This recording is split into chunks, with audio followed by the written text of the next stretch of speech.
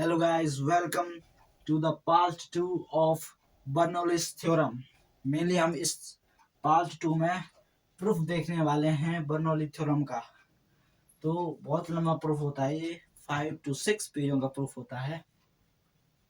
कई लोग इसको कॉम्प्लेक्स मानते हैं, लेकिन मैं सिंपल तरीके से समझाऊंगा, बिल्कुल टुकड़ों में। ठीक है, टुकड़ों में ये समझाऊंगा कॉन्सेप्ट प्रूफ करने का। ठीक है, तो ये बहुत ही इंपॉर्टेंट है क्लास 11 के लिए। पेपर में बहुत बार आता है ये, 5 to 6 नंबर्स का आ सकता है ये। ठीक है, मेरी बारी में भी आया था, तो इसलिए बता रहा हूँ मैं आपको। हर बार वैसे आता है ये बर्नौलीज थ्योरम। ठीक है, तो चलिए स्टार्ट करते हैं। लास्ट टाइम मैंने आपको बताया था स्ट्रीमलाइन फ्लो। तो स्ट्रीमलाइन फ्लो क्या होता है? A flow in which the fluid travels in the regular path, यानी कि फ्लूइड इन विच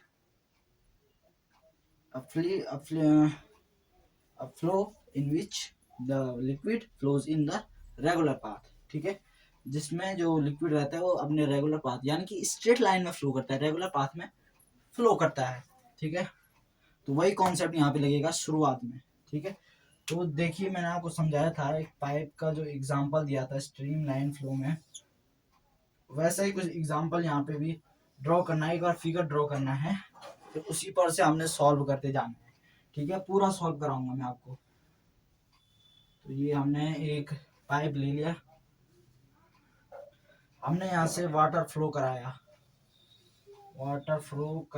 तो ये वाटर फ्लो हो गया। ठीक है, अभी सब कुछ समझाऊंगा। अब ये जो है, ये पाइप है, किसी ना किसी हाइट पे तो होगा, तो इसकी हाइट भी बना देते हैं। ठीक है, इसकी हाइट, ये सरफेस हो गई, ये हो गई सरफेस, पूरी बना देते हैं ढंग से एक बार। क्योंकि जो बड़ी चीजें होती है, कॉम्प्लेक्स जो चीजें होती हैं, कॉम्प्लेक्स चीजें जैसे जैसे हम खाना खाते हैं, रोटी खाते हैं, जैसे हम, तो जो कॉम्प्लेक्स चीजें होती हैं उनको सिंपल तरीके से सीखा जाता है। अगर आप कॉम्प्लेक्स चीजों को कॉम्प्लेक्स तरीके से ही समझोगे तो आपको समझ तो आएंगी, लेकिन वो बाद में बहुत ही दिक्कत करेंगी। इसलिए जो बड़ी चीज रहती है, कॉम्प्लेक्स चीज रहती है, कॉम्प्लेक्स सब्सटेंस रहते हैं, उसको हम टुकड़ों में मारते हैं या खाते हैं। जैसे रोटी रोटी पूरी गोल रहती है। ठीक है, अगर हम उसको पूरा करके खाएंगे, खाया तो जल ही जाएगा, पेट में तो जाएगा, वो न्यूट्रिशन भी देगा, लेकिन दिक्कत भी कर सकता है वो आपके लिए।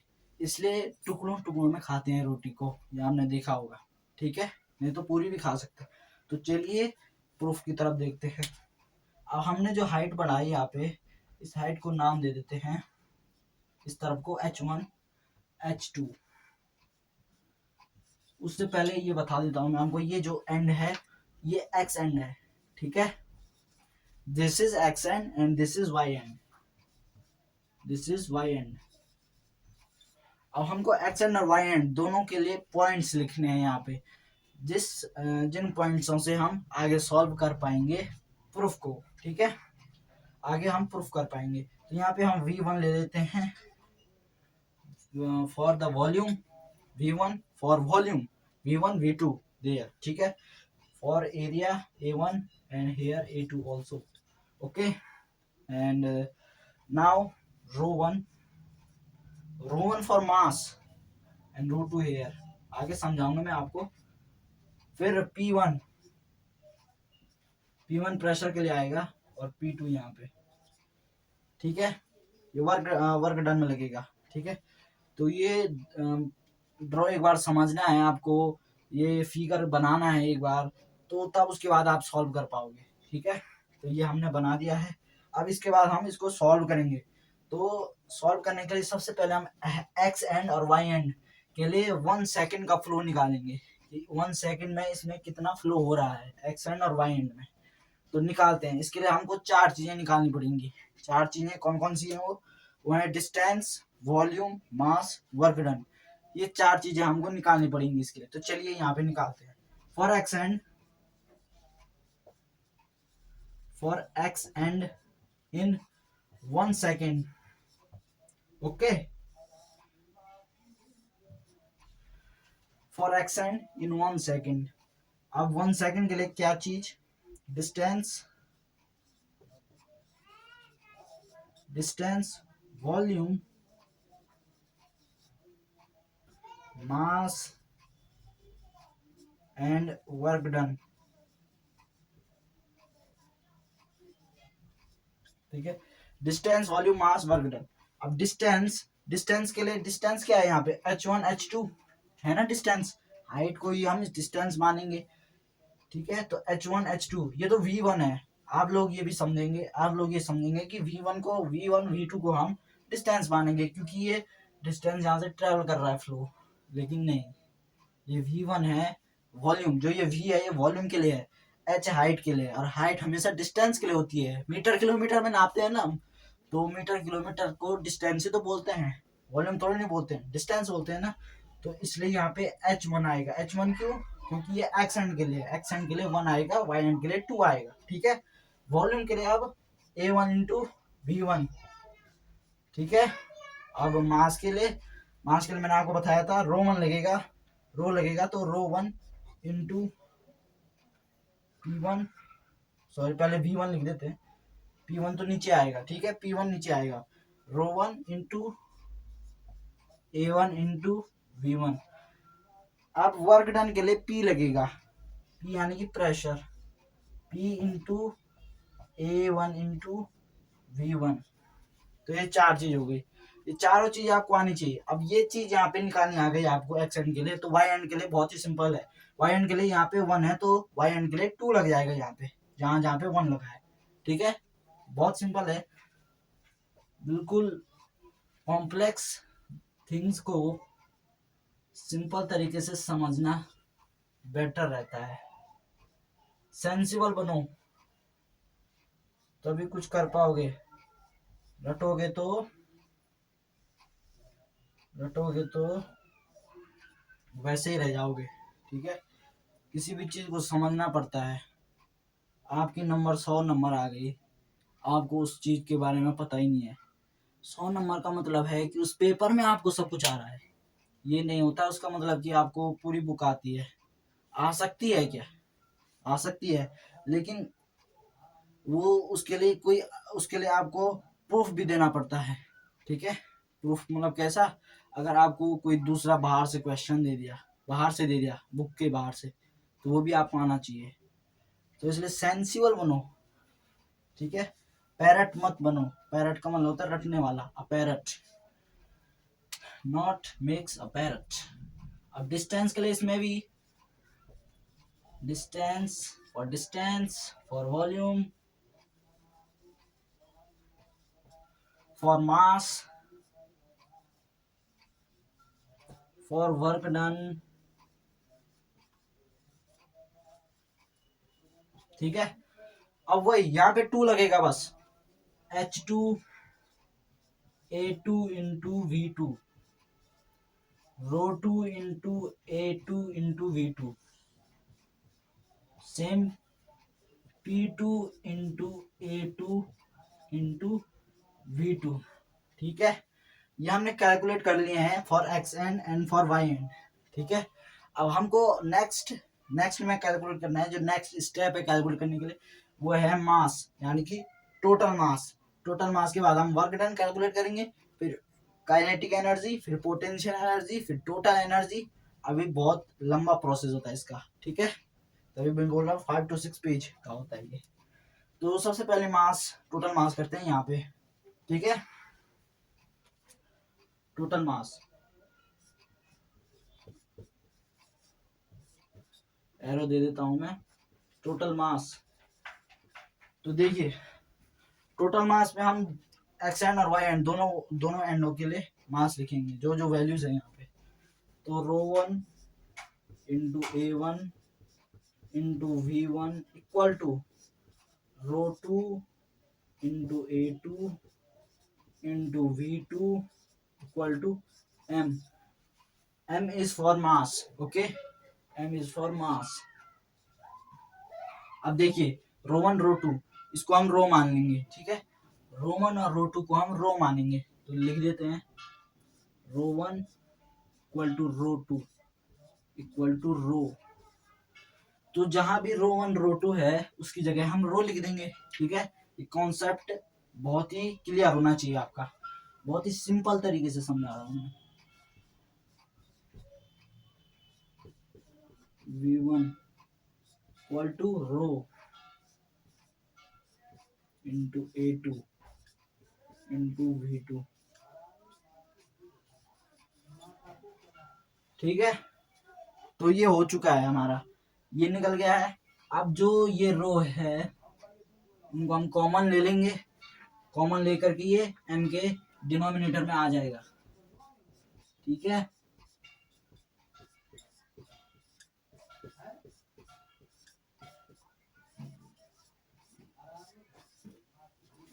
ठीक है, तो ये आ गया इसके डिनोमिनेटर में।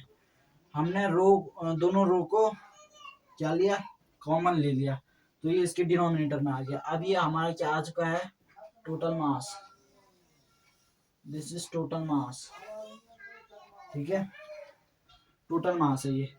तो टोटल मास कितना आ गया, कितना a1 into V one equal to a2 into V two equal to m upon rho. ये जो साइन होता है ये ग्रीक अल्फाबेट होता है, ग्रीक अल्फाबेट्स, इसको हम रो बोलते हैं, रो। ओके, पी मत समझ लेना, इसको रो बोलते हैं। इसको पी ऐसा रहता है, ऐसा, रो थोड़ा ऐसे घुमा करके रहता है, ऐसे ही। ठीक है, इन दोनों में डिफरेंस भी मालूम होना चाहिए। तो टोटल मास हमारा निकल चुका है। अब now for total work done, ये सारे फॉर्मूले आगे लगेंगे सॉल्व करने में। टोटल वर्क डन निकालते हैं हम, यहाँ पे निकाल देते हैं total work done.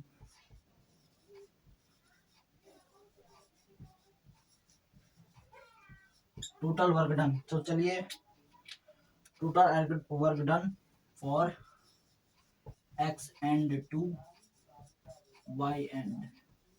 Total work done में आपको एक चीज ध्यान में रखनी है, माइनस होना है। क्यों, P1 into A one into V one minus P2 into A two into V two. तो चलिए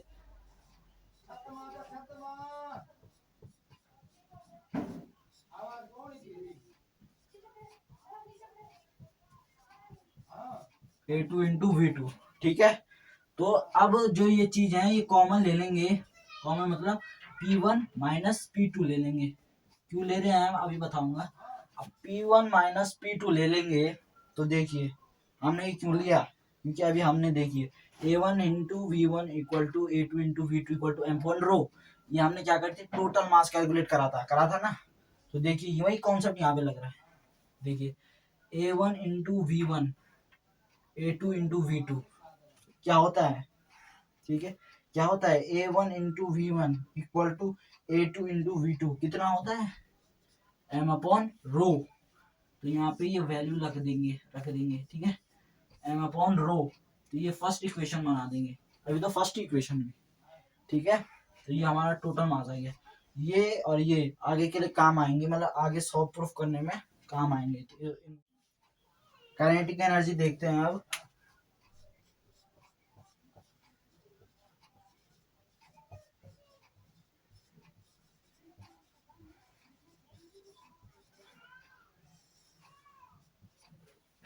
तो काइनेटिक एनर्जी भी हम एक्स एंड और वाई एंड दोनों एंडों के लिए निकालेंगे। ठीक है, दोनों एंड के लिए काइनेटिक एनर्जी निकालेंगे फॉर एक्स एंड।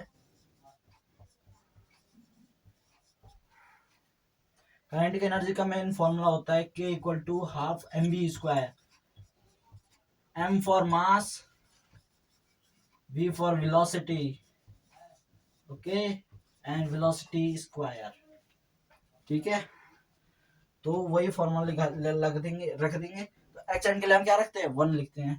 तो v की जगह v मतलब v1 स्क्वायर हो जाएगा, k1 equal to 1/2 m v1 square for y end के लिए हम जहाँ 1 है वहाँ 2 लिख देंगे।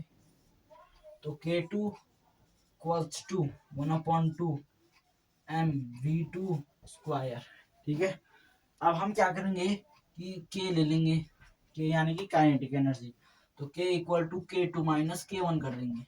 K2 को माइनस कर देंगे K1 से, तो K2 की वैल्यू कितनी है 1/2 half mv2 square minus half mv1 square. तो अब देखो यहाँ से कॉमन क्या आ रहा है, ये दोनों चीजें कॉमन आ रही है ना, 1/2m 1/2m हाफ एम, तो हाफ एम को हम बाहर लिख देंगे और अंदर आ जाएगा v2 square minus v1 square, and this is equation number 2। ठीक है, इक्वेशन नंबर 2 ये होगी। अब हम निकालेंगे पोटेंशियल एनर्जी, तो चलिए पोटेंशियल एनर्जी भी निकाल देते हैं। Potential energy,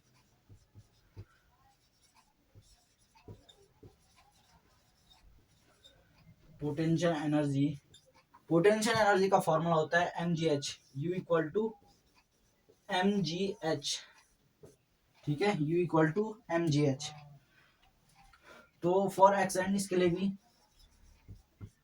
for X end, अब एक्स एंड के लिए u1 equal to mgh1, for Y end के लिए भी u2 इक्वल टू mgh2। अब दोनों को मिक्स कर देंगे, यानी कि u equal to u2 minus u1 हो जाएगा। तो u2 की वैल्यू है mgh2 और u1 की है mgh1, तो u इक्वल टू mg क्यों आया, mg कॉमन आ जाएगा, देखे इधर भी mg है इधर भी mg है, तो ये mg कॉमन आ गया, mg इंटू ब्रैकेट में h2 माइनस h1, ये थर्ड इक्वेशन बन गई। ठीक है, थर्ड इक्वेशन बन गई। तो अब टोटल एनर्जी को निकालते हैं, कैलकुलेट करते हैं। Okay, so now hence the total energy equals to equation second plus equation third. Equation second हमारी क्या आई थी, इक्वेशन सेकंड हमारी आई थी half v2 square minus v1 का स्क्वायर। ठीक है, इक्वेशन थर्ड हमारी आई थी mgh2 माइनस h1। ठीक है, तो ये हमारी इक्वेशन नंबर 2 थी, ये इक्वेशन नंबर 3 थी। अब हमको क्या करना है, टोटल एनर्जी निकालने के लिए दोनों जो काइनेटिक एनर्जी पोटेंशियल एनर्जी आई थी उनको प्लस कर देना, ऐड कर देना है। ठीक है, तो ऐड कर देते हैं हम जल्दी से, minus v1 square plus mgh2 minus h1। अब देखिए इसमें m कॉमन आ जाएगा। ठीक है, क्योंकि m दोनों प्लस से इधर भी है प्लस से उधर भी है, तो m कॉमन ला लेंगे और ब्रैकेट में आ जाएगा half v2 square minus v1 square plus gh2 minus h1। Okay, this is equation number 4। ठीक है, इक्वेशन नंबर 2 यहाँ लिख दी, 3 यहाँ लिख दी, 4 की भी आगे जरूरत पड़ेगी तो मैं यहाँ पे लिख देता हूँ। ठीक है, equation number 4 m half v2 square minus v1 square plus gh2 minus h1। ठीक है, ये बन गई। अब यहीं पे सॉल्व कर देते हैं इसको मिटा करके। अब हमें क्या करना है कि जो हमारा वर्क डन आया था, टोटल वर्क डन को इक्वल टू कर देना है किसके, टोटल एनर्जी के। ठीक है, जो टोटल वर्क डन आया था उसको इक्वल टू कर देना है टोटल एनर्जी की। टोटल वर्क डन कितना आया था, यहाँ पे लिख रहे हैं टोटल वर्क डन। तो टोटल वर्क डन हमारा आया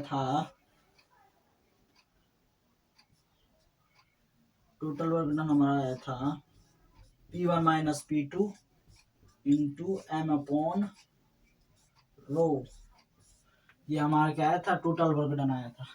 ठीक है, नाउ लिख देते हैं, नाउ लैंग्वेज बनानी आनी चाहिए, चाहे मैथ्स में हो या फिजिक्स में, लैंग्वेज बनानी आनी चाहिए। Now the total work done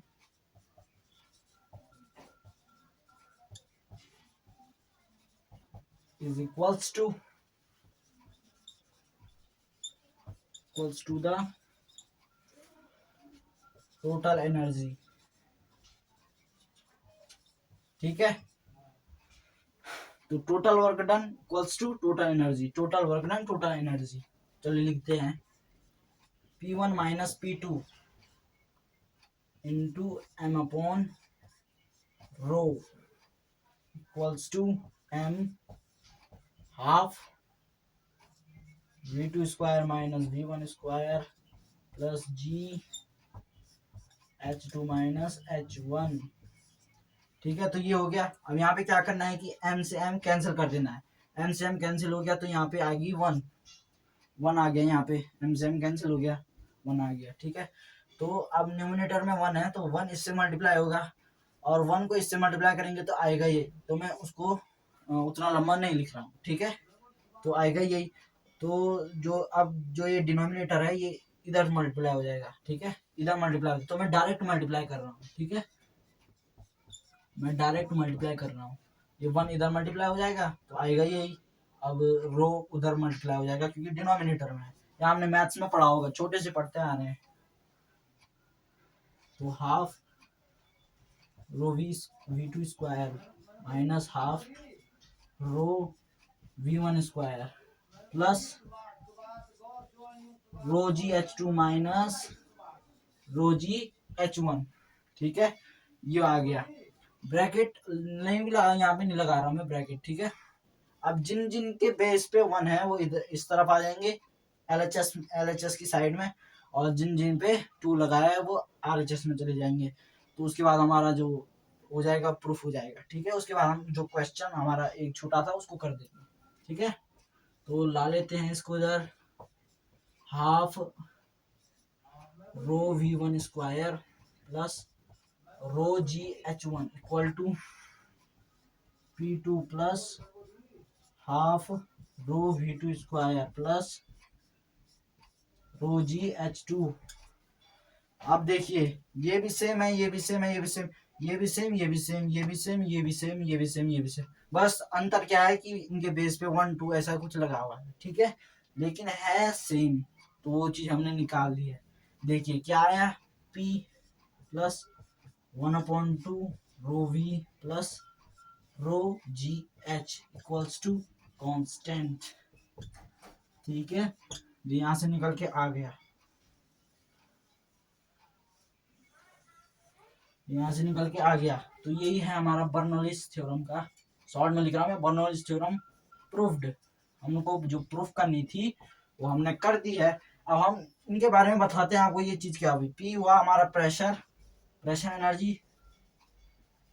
energy जो हमें निकालनी थी।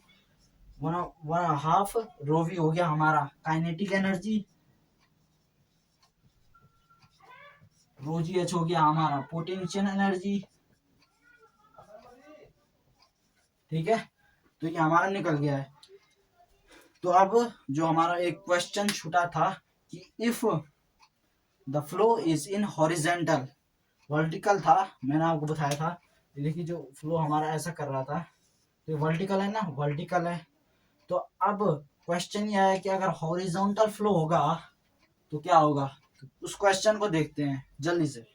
तो क्वेश्चन देखते हैं, if the flow is horizontally, तो क्या होगा, क्वेश्चन है। तो जो इक्वेशन हमारी निकल के आएगी वो कौन सी आएगी। ठीक है, क्या निकल के आई थी इक्वेशन हमारी, लिख देते हैं। हमारी जो इक्वेशन निकल के आई थी वो आई थी P plus 1/2 rho V plus rho GH equal to constant. ये हमारा इक्वेशन निकल के आई थी। अब वो बोल रहा है हॉरिजॉन्टल फ्लो होगा।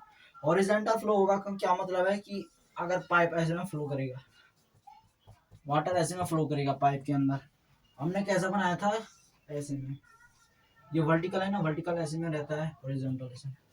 तो ये बता रहा है हमें, पूछ रहा है कि अगर फ्लो हॉरिजॉन्टल होगा तो क्या होगा। तो देखिए हमको जो इक्वेशन है इसको डिवाइड करना पड़ेगा किससे, रो जी से, डिवाइडेड बाय रो जी। तो कर देते हैं P upon rho G plus half rho V upon rho G plus rho G H upon rho G equal to constant. अब इसमें से कट क्या रहा है, रो से रो कैंसिल, रो से रो कैंसिल, जी से जी कैंसिल, बचा क्या, P upon rho G plus V upon two G plus H upon constant. ठीक हो गया। अब इनके बारे में बता देता हूं मैं आपको, ये अभी निकला नहीं है, इनके बारे में बता देता हूं मैं। ठीक है, तो ये आ गया pressure, and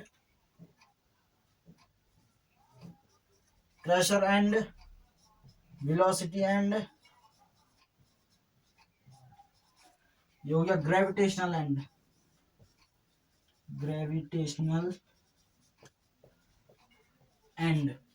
pressure and velocity and gravitational and.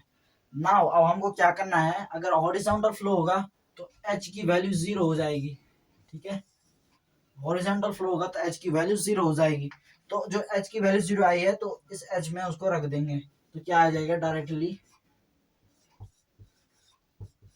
v upon two G equal to constant. तो ये हो जाएगा आंसर। ठीक है, अगर हॉरिजॉन्टल फ्लो होगा तो ये बनेगी इक्वेशन बर्नौली थ्योरम की, ये फॉर्मूला बनेगा और उसके लिए हमने बना दिया था। ठीक है, क्या आया था, ये आया था। अगर वर्टिकल फ्लो होगा, वो वर्टिकल था, और अगर हॉरिजॉन्टल फ्लो होगा तो एच की वैल्यू जीरो हो जाएगी, ये आपने पढ़ दिया। तो वीडियो आपको कैसा लगा कमेंट करना, कोई गलती हो तो बता देना, शेयर करना, लाइक करना, सब्सक्राइब करना, और मिलेंगे किसी नई वीडियो में किसी नए कॉन्सेप्ट के साथ। So thanks for watching this video.